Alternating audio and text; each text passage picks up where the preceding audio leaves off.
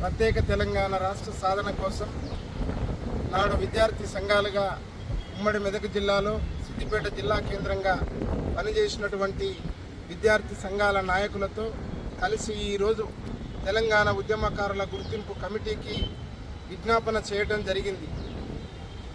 ఈ ప్రస్తుత ప్రభుత్వం తెలంగాణ ఉద్యమకారులని గౌరవప్రదంగా గుర్తించాలని ఆ కమిటీని నియమించినందుకు అభినందనీయం.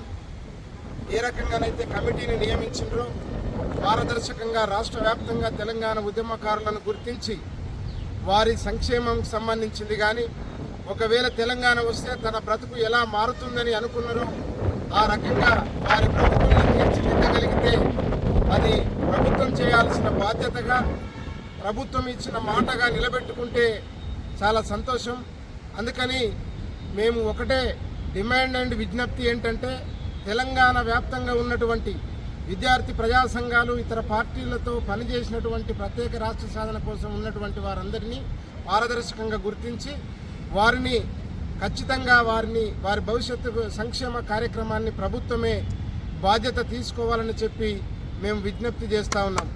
అదేవిధంగా ప్రతి తెలంగాణ ఉద్యమకారుడికి జీవిత బీమా, ప్రమాద బీమా అన్నింటినీ కూడా సకల సదుపాయాలతో వారికి అనేక రకాల సంక్షేమ కార్యక్రమాలు ఏర్పాటు చేయాలని చెప్పి మేము ప్రభుత్వాన్ని డిమాండ్ చేస్తూ ఉన్నాం.